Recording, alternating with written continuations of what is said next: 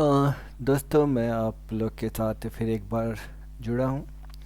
और मैं आज आप लोग को चाहता हूँ कि मैं सिसिलियन के बारे में कुछ बातें आप लोग के साथ शेयर करूँ, खास करके सिसिलियन शेवनिंगन को आज मैं कुछ उसके बारे में कुछ बताना चाहूँगा। तो चलिए, सिसिलियन शेवनिंगन के बारे में बताने से पहले मैं ये आप लोग को बताना चाहता हूँ कि लोग आजकल सिसिलियन क्यों पसंद करते हैं। क्या खास बात, क्या वजह है कि लोग आजकल सिसिलियन ज़्यादा खेलते हैं। अगर आप लीचेस का डाटाबेस देखेंगे तो मोस्ट ऑफ E4 के रिप्लाई में ज़्यादातर प्लेयर ने C5 खेलना पसंद किया है। बट इसके पीछे क्या रीजन है, वन बाय वन हम लोग स्टेप आगे बढ़ते हैं और सीखते हैं आज का क्लास सिसिलियन सेवन के बारे में। तो चलिए दोस्तों, क्लास स्टार्ट करते हैं। सबसे पहले वाइट शुरुआत E4 से करता है। और वाइट का प्लान सिंपल है। वाइट ज़्यादा से ज़्यादा सेंट स्क्वायर को कैप्चर कंट्रोल में रखना चाहता है, खास करके सेंटर स्क्वायर तो आप जानते हैं बहुत इंपॉर्टेंट होता है। तो वाइट का ये प्लान होता है कि मैं सेंटर को अपने कंट्रोल में रखूं, जिसके अगेंस्ट में आपने देखा होगा कि E5 खेले जाते हैं। बट मोस्ट ऑफ टाइम अभी ज़्यादातर सिसिलियन खेला जा रहा है C5। तो इसके पीछे क्या कारण है कि लोग C5 क्यों खेलते हैं। एक्चुअली में दोस्तों, C5 का मेन प्लान है कि D4 जब वाइट प्ले करेगा तो उसे कैप्चर करना। एक्चुअली में वो ऐसा क्यों करना चाहते हैं, क्योंकि वो चाहते हैं कि सेंटर पर एक एक्स्ट्रा पॉन वाइट के पास हो और इसका थोड़ा एडवांटेज मिले। और बहुत सारे गेमों में हम लोगों ने नोटिस किया है कि ब्लैक को ये एडवांटेज मिलता है। अगर सेंटर पर एक अतिरिक्त पॉन होता है तो उसका एक एडवांटेज मिलता है। तो ब्लैक इस प्लान के साथ आगे बढ़ता है कि मैं आपको D4 आने का मौका नहीं दूंगा और अपना एक एक्स्ट्रा पॉन, उसके पास एक अतिरिक्त पॉन होगा। हालांकि उसके उस C5 पर पॉन उसके नहीं होंगे, बट सेंटर पर उसका एक अतिरिक्त पॉन होगा। ओके, तो बेसिकली ये प्लान लेके आता है और उसे पता है कि D4 अगर उसने कैप्चर प्ले करने की कोशिश किया, अगर उसने D4 प्ले किया तो अभी कैप्चर कर लूँगा। और रिटर्न में अगर क्वीन से कैप्चर होता है तो फिर नाइट जंप C6 और क्वीन को बैक करने का एक टेम्पो मिल जाएगा ब्लैक को। और हालांकि यहाँ पर और भी लाइन्स में कन्वर्ट हो सकते हैं, लेकिन आज हम लोग उस लाइन के अंदर नहीं जा रहे हैं। हम लोग मैं बताना ये चाहता हूँ कि चलिए C5 उसने प्ले कर दिया। प्लान ये है कि D4 को आने नहीं दूंगा। अगर D4 आता है तो फिर उसका कैप्चर कर लूँगा। और वाइट को भी पता है कि D4 अगर आता है तो सी पॉन डी को कैप्चर कर लेगा। अगर क्वीन से कैप्चर किया गया तो फिर क्वीन पर अटैक्स हो जाएंगे। लेकिन सेंटर का इम्पोर्टेंस है, इसको ध्यान में रखते हुए वो नाइट प्ले करता है, नाइट F3। क्योंकि वो चाहता है कि D4 पॉन पुश करूँगा। अगर वो पॉन से पॉन कैप्चर करता है तो फिर क्वीन कैप्चर ना करके नाइट से कैप्चर करके सेंटर पर अपना जो ग्रिप है वो बना के रखूँगा और स्पेस का एडवांटेज होगा वाइट के पास। इसीलिए वो चाहता है कि नाइट F3 के माध्यम से D4 पुश करे और D4 से वो सेंटर पर नियंत्रण रखे अपना। अब इसके इसके रिप्लाई में नाइट C6 जो एक क्लासिकल आइडिया है खेला जाता है। इवन E6, D6, इन सारे आइडिया को खेला जाता है। इवन A6 भी बहुत सारे साइड लाइन में खेला जाता है। नाइट C6 चूँकि सेंट्रल पर रिस्पॉन्ड कर रहा है तो ये क्लासिकल आइडिया होता है। लेकिन आज चूँकि मैं सेवनिंगन के बारे में बताना चाहता हूँ, लेकिन सेवनिंगन के लाइन से पहुँचने से पहले हमें चूज करना होगा E6, D6। हालांकि दोनों में कन्वर्ट कर सकते हैं लाइन को, लेकिन ज़्यादातर प्रेफर इस खिलाड़ियों का D6 ही रहा है E6 की तुलना में। इसके दो कारण हैं। एक तो आप E6 पर कंट्रोल, E5 पर आपके कंट्रोल्स हैं, अगर पॉन पुश हुआ तो फिर कैप्चरिंग वगैरह कर सकते हैं। दूसरा सबसे बड़ा कारण ये है, एक्चुअली में E6 और D6 एक तरह का वेटिंग मूव है। आप इंतज़ार करते हो कि ओपोनेंट D4 प्ले करे, देन हम उसको कैप्चर कर ले। जैसा कि C5 ने पहले इसी मकसद से वो C5 आया था कि अगर D4 जब भी आएगा तो मैं कैप्चर कर लूँगा। तो D6 जस्ट एक वेटिंग कर रहे हैं कि जब भी अगर वाइट ने D4 पॉन पुश किया तो हम लोग उस पॉन को कैप्चर कर लेंगे। और इस वेटिंग के मूव के तहत E6 और D6 जैसे मूव दिए जाते हैं। फिलहाल मैं D6 देता हूँ क्योंकि मुझे कंट्रोल मिलता है। और हालांकि बिशप के डायगोनल्स भी ओपन होते हैं, बट मुझे इस बिशप के डायगोनल्स से मुझे अभी इतना एडवांटेज नहीं मिलता। स्पेशली मैं इस E5 के कंट्रोल करने के लिए D6 प्ले कर देता हूँ। ओके, ओपोनेंट यहाँ पर चूँकि अगर वो ओपन गेम खेलना चाहता है, ओपन सिसिलियन के लिए जाना चाहता है, जो जो कि उसने नाइट F3 के साथ अपना प्लान बनाया था कि मैं सेंटर को ओपन करूँगा, और सेंटर को ओपन करने के लिए जाता है, तो ठीक है, मैं यहाँ पर उस पॉन को कैप्चर करता हूँ, जो पहले से मैंने प्लान बनाया हुआ था कि जब भी D4 आएगा तो मैं कैप्चर करूँगा। देन नाइट उसको कैप्चर करता है और सेंटर पर अपना जो स्ट्रॉन्ग पोजीशन है वो अपना मेंटेन रखता है। अभी देखिए सेंटर पर नाइट है और पॉन भी है, और यहाँ पर ब्लैक क्या कर सकता है? एक्चुअली में ये पॉन अभी देखिए अनप्रोटेक्टेड है, और इस पॉन की वजह से एक मूव नाइट F6 आ सकता है, क्योंकि अभी इस पॉन को प्रोटेक्शन की ज़रूरत होगी। और अगर ओपोनेंट ने bishop D3, F3, queen E2 जैसे साइड मूव खेलने की कोशिश की है, तो एडवांटेज थोड़ा सा ब्लैक को मिल जाएगा। चूँकि नाइट आपको पता है कि नाइट का फर्स्ट रैंक बहुत पुअर होता है, सेकंड रैंक भी पुअर होता है, थर्ड रैंक नॉर्मल रैंक होता है। रैंक वाइज आपको नाइट के बारे में पता है, अच्छी मुझे बताने की जरूरत नहीं है। फिर भी मैं एक बार मैं आपको बताना चाहता हूँ कि रैंक वाइज में अगर देखिए, अगर फोर्थ रैंक में अगर नाइट है तो ये एक अच्छा ही नाइट है, इसे एक अच्छा नाइट मान सकते हैं। अगर फिफ्थ रैंक में अगर नाइट होता है तो इवन मुझे पर्सनली ऐसा लगता है कि ओपोनेंट की भी सबसे वो बेटर है, और सिक्स रैंक तो बहुत डेडली होता है। वो रैंक अगर नाइट रखता है तो फिर डेंजरस है। ओके, अभी इस पॉन पर अटैक्स हुआ है, और इस पॉन को डिफेंड करने के लिए सबसे अच्छा नाइट C3, क्योंकि देखिए नाइट को एक मौका मिला है जंप करके वो अपने थर्ड रैंक में जा सकता है, और इवन इस पॉन का डिफेंस भी हो रहा है, तो नाइट C3 से इस पॉन का डिफेंस करना सबसे अच्छा माना जाएगा यहाँ पे। अब यहाँ पर मैं अपने करियर में A6 ज़्यादा खेलता हूँ, क्योंकि मुझे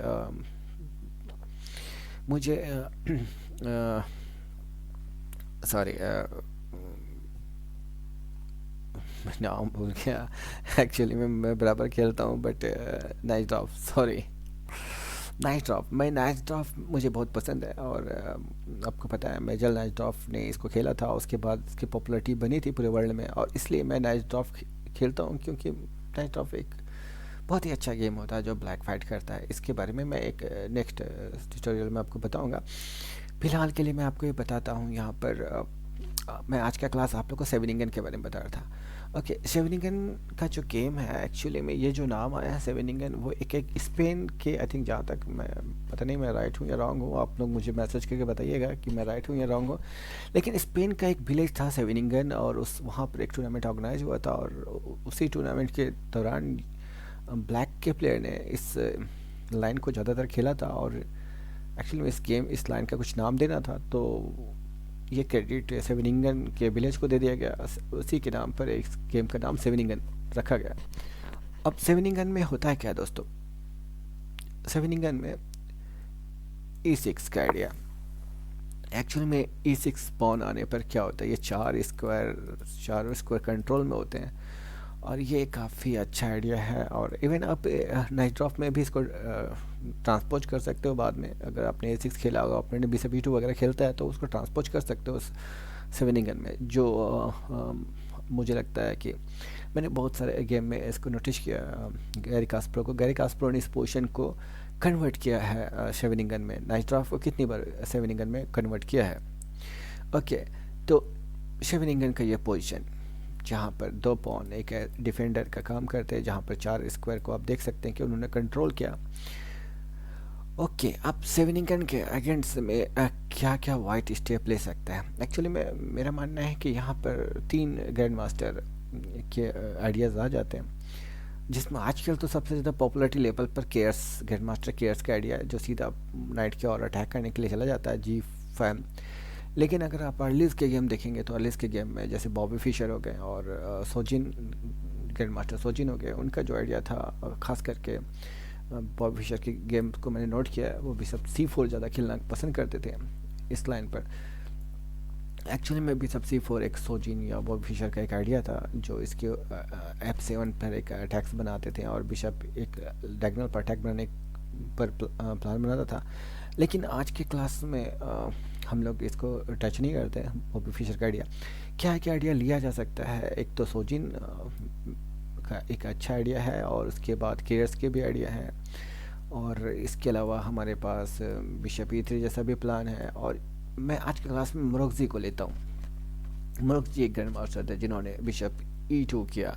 हालांकि बिशप C4 एक अटैकिंग प्लान है, लेकिन मोरक्जी अटैकिंग प्लान ना लेकर वो स्पेस के लिए खेलना चाहते थे, सेंटर में स्पेस लेना चाहते थे और चाहते थे कि ब्लैक थोड़ा स्पेस के लिए थोड़ा प्रेशर दबाव महसूस करे, और इसीलिए मोरक्जी बिशप E2 नॉर्मली प्ले करते थे, जो एक अच्छा आइडिया भी है। ब्लैक भी बिशप E7 प्ले कर सकता है, क्योंकि उसे भी कैसल करने के लिए स्पेस रूम तैयार करना है। अब वाइट आसानी से कैसल बना लेता है और ब्लैक भी कैसल कर लेता है। यहाँ पर दोनों ने अपने अपने कैसल कर लिए। यहाँ पर जो आइडियाज़ होते हैं वाइट वाइट का देखिए, अभी माइनर पीसेस में तीनों डेवलप कर गया, लेकिन एक माइनर पीसेस अब डेवलप नहीं किया है, तो ब्लैक अक्सर इस माइनर पीसेस को बिशप E3 से डेवलप करने की कोशिश करता है। ज़्यादातर कोशिश कीजिएगा दोस्तों, बिशप को एक लंबे लंबे डायगोनल में रखने का कोशिश कीजिएगा, तो जो भी लंबे लंबे डायगोनल होते हैं वो बिशप को बेनिफिट दिलाते हैं। तो बिशप E3, बिशप का एक माइनर पीसेस डेवलप भी हो गया और बिशप E3 जैसे मूव भी आते हैं। अब ब्लैक भी अपने डेवलपमेंट के बारे में सोच सकता है। लाइट नाइट C6, अपने अगर डेवलपमेंट के बारे में सोचता है तो नाइट C6 से वो एक डेवलपमेंट लेता है। हालांकि ब्लैक के पास अभी भी स्पेस की कमी है, क्योंकि सेंटर पर वाइट के पीसेस हैं, तो स्पेस की कमी तो बिल्कुल महसूस होगा ही ब्लैक को। एक प्रेशर, एक दबाव में वो महसूस करेगा। अभी तक उसको स्पेस नहीं मिल रहा और ना अभी मिला भी नहीं। ओके, यहाँ से आगे का प्लान क्या खेला जा सकता है। देखिए दोस्तों, जब भी पॉन आपका एक फोर्थ लाइन पर होता है, तो दूसरे पॉन को अगर आप फोर्थ लाइन पर रखेंगे, दो पॉन को एक साथ रखेंगे, तो ये और आपको स्पेस देगा, ठीक है। और आप देखते हो कि आपको इस लाइन में अटैक किधर करना है। आप अटैक के लिए क्वीन साइड और किंग साइड की तरफ देखते हो, लेकिन किंग साइड आपके, चूँकि आपके पीसेस की मूवमेंट है और आपके पीसेस किंग साइड की तरफ से आसानी से मोबिलाइज कर सकते हैं। इसीलिए आप ये चाहते हो कि नहीं, मैं स्पेस के लिए F4 के साथ जा सकता हूँ, क्योंकि दो पॉन अगर एक साथ रहेंगे तो स्पेस आपको ज़्यादा मिलेगा और ओपोनेंट को स्पेस नहीं मिलेगा, और इस दो पॉन के आसपास में आप सारे पीसेस को राउंडिंग खिला सकते हो। ओके, तो F4 करने का जो आइडिया है ये काफ़ी अच्छा स्ट्रॉन्ग आइडिया हो सकता है। यहाँ पर ओपोनेंट के पास अभी भी स्पेस की कमी है। वो क्वीन C7 का एक आइडिया बनाता है कि चलो क्वीन C7, वो स्पेस के लिए अपने पीस को डेवलप पीसेस को मूवमेंट कर रहा है, ताकि उसको कुछ स्पेस मिले खेलने के लिए, अभी तक उसको स्पेस नहीं मिला। अब चूँकि ओपनिंग्स का ये पार्ट यहाँ पर ख़त्म हो जाता है और यहाँ से शुरू होता है मिडिल गेम। तो दोस्तों, मिडिल गेम के अपने अपने तरीके होते हैं, बहुत सारे प्लान होते हैं मिडिल गेम के। मैं किसी एक नेक्स्ट सेशन में जब मिडिल गेम का सेक्शन शुरू करूँगा, तो उसमें मैं बताऊँगा मिडिल गेम में मेरी पर्सनल टेक्निक क्या है, कि मैं कैसे मिडिल गेम खेलता हूँ, और या फिर बहुत सारे ग्रैंड मास्टर का जो मिडिल गेम खेलते हैं वो किस आधार पर खेलते हैं, वो मैं आपको नेक्स्ट क्लास में डिस्कस करूँगा।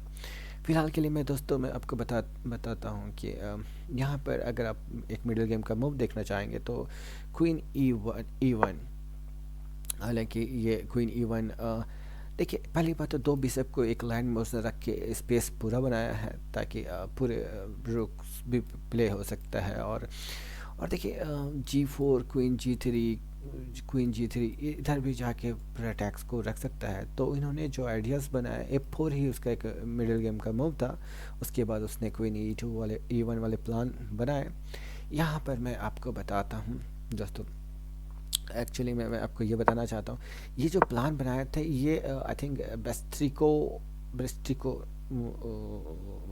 एक चेस प्लेयर थे, उन्होंने ये प्लान सबसे पहले बनाया था, और उन्हीं के नाम पर ये वेरिएशन का नाम है ब्रेस्ट्रिको वेरिएशन।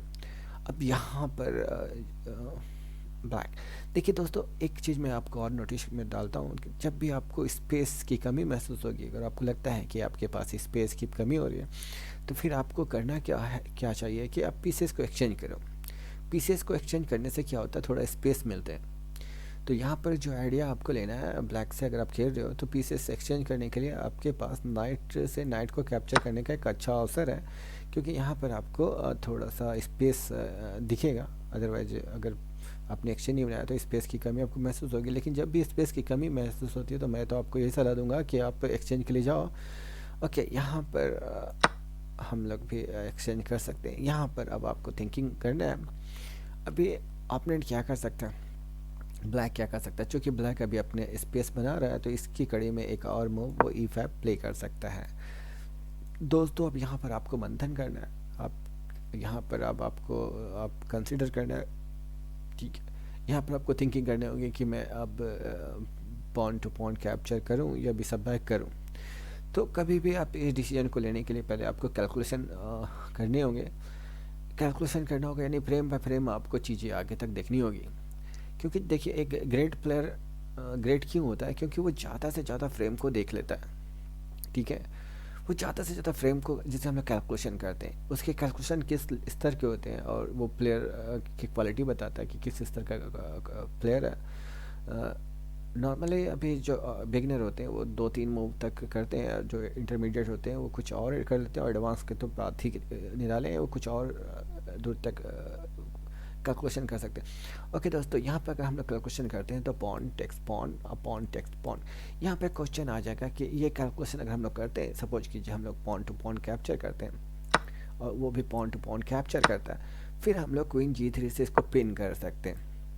क्योंकि बिशप तो जस्ट मैं एग्जैक्टली ये नहीं बोल रहा हूँ कि ये होगा, एक्चुअली में मैं आपको दिखाना चाहता हूँ कि कैलकुलेशन अगर करेंगे तो किस आधार पर करेंगे। तो मान लीजिए कि मैंने कैलकुलेट किया कि मैंने पॉइंट टू पॉइंट एक्स किया, पॉइंट टू तो क्वीन G3 एक अच्छा आइडिया लग रहा है, तो क्वीन G3 लिया जा सकता है। बट दोस्तों ये एक अच्छा आइडिया नहीं है। क्यों नहीं है? अ, इसके पीछे सोचते हैं, चलिए क्यों नहीं है। ओपोनेंट अगर बिशप को कैप्चर करता है तो हम लोग क्वीन कैप्चर कर लेंगे, तो फिर ओपोनेंट क्या कर सकता है यहाँ पर? अगर ओपोनेंट का तो रियल मूव बिशप C5 है, बिशप C5 वो कर सकता है क्योंकि बिशप पिन है, और आपने अगर सोचा कि ये कैप्चर करूँगा तो क्लियर ब्लेंडर कर देगा। ओके, यहाँ पर इसका बेस्ट मूव बिशप C5 आ जाता है, यहाँ से वो पोजीशन को इक्वल करने के चांसेस बना लेता है। लेकिन अगर उसने भी मिस्टेक बना लिया, अगर उसने भी अपने कैलकुलेशन रॉन्ग किए, अगर उसको लगता है कि ये पॉन पर टैक्स हो रहा है और इस पॉन को बचा लेना चाहिए, तो फिर बिशप D6 जैसे मूव के साथ वो जा सकता है। लेकिन जब बिशप D6 के जैसे मूव के साथ जाएगा तो यहाँ पर आप देख रहे हैं ये पॉन पिन है, तो यहाँ पर हम लोग आसानी से उसके रुक को कैप्चर कर सकते हैं। अगर हमने रुक को कैप्चर किया तो आप भी ये बोल सकते हो कि इसमें ओपोनेंट बिशप कैप्चर कर लेगा, लेकिन यहाँ पर फिर हम लोग उसके बिशप को कैप्चर कर सकते हैं, फिर वो हमारे क्वीन को कैप्चर करेगा, देन हम लोग यहाँ पर कैप्चर कर लेंगे और उसके बाद वो हमारे नाइट को भी कैप्चर कर सकता है। ओके दोस्तों, यहाँ पर मैं आपसे जानना चाहूँगा कि यहाँ पर क्या वाइट को पॉन से पॉन कैप्चर करना चाहिए या पॉन पुश करना चाहिए, क्या करना चाहिए? क्योंकि अगर पॉन टू पॉन कैप्चर करते हैं तो आप देख सकते हैं मेरे पास 1 2 3 4 5 6 पॉन है और उसके बाद 5 एक पॉन का मुझे एडवांटेज है। तो क्या मुझे पॉन टू पॉन कैप्चर करके एक पॉन का एडवांटेज ले लेना चाहिए या फिर B3 पुश करना चाहिए? ऐसा क्यों करना चाहिए मुझे आप कमेंट्स में बताएंगे। देखिए मेरे वीडियोस अगर मैं पूरे लगातार इस पर बात करता हूँ तो काफ़ी लंबे हो जाएंगे, तो मैं पार्ट टू पार्ट करके मैं इस पर बातें करता हूँ। अभी मैं आज के लिए मैं यहाँ तक ही छोड़ देता हूँ, फिर अब मैं दूसरे वीडियो जब लेके आऊँगा तो फिर आपको मैं इसके आगे बताऊँगा कि शेविनिंगन में मोरगजी का जो मैंने लाइन दिखाया है बिशप E2, जो ग्रैंड मास्टर मोरगजी थे उनका ये आइडिया था बिशप E2। तो बिशप E2 के आइडिया के खिलाफ ब्लैक को कैसे खेलना चाहिए और इस गेम में जो अभी बेस्टिको वेरिएशन खेला गया इसको कैसे खेलना चाहिए, ये मैं पार्ट टू पार्ट में आपको अगले नेक्स्ट वीडियो में बताऊंगा दोस्तों। लेकिन आपके कमेंट्स आने चाहिए मुझे, अगर आपके कमेंट्स आएंगे और तो मुझे एक एनर्जी मिलेगा कि मैं कुछ ट्यूटोरियल और बनाता हूँ आपके लिए। अगर आपने मुझे कमेंट वगैरह नहीं किया और मेरे वीडियो को लाइक और शेयर नहीं किया, पसंद नहीं किया, तो मुझे लगेगा कहीं ना कहीं मैं चीज़ें खुद के लिए कर रहा हूँ और मैं नहीं चाहता हूँ कि मैं चाहता हूँ कि दोस्तों आप लोग के लिए जो नए प्लेयर आ रहे हैं उसके साथ मैं अपने विचार को शेयर करूँ। तो कृपया मुझे अगर आप सुन रहे हैं तो कृपया मुझे कमेंट करके मुझे बताइए कि आप सुन रहे हैं और कहाँ से सुन रहे हैं। मैं भी जानना चाहता हूँ कि कौन से दर्शक मेरे कहाँ से जुड़े हुए हैं और मुझे कहाँ से देख रहे हैं, सुन रहे हैं। और अगर आप ने किसी खास सब्जेक्ट के बारे में कोशिश की मुझसे कुछ पूछने की और आप जानने चाहते हो किसी लाइन्स के बारे में, मिडिल गेम के बारे में, एंड गेम के कोई भी प्लान अगर आपको जानना चाहते हैं तो आप ज़रूर मुझे अपने कमेंट्स भेजेंगे और ताकि मैं आपको बता पाऊँ। फ़िलहाल के दोस्तों मैं चूँकि वीडियो बहुत लंबा हो जाएगा और मुझे अपलोड्स वगैरह करने होंगे वीडियो को, तो मैं आपको फिर नेक्स्ट सेशन में मिलता हूँ नेक्स्ट वीडियो में। तब तक के लिए बाय बाय।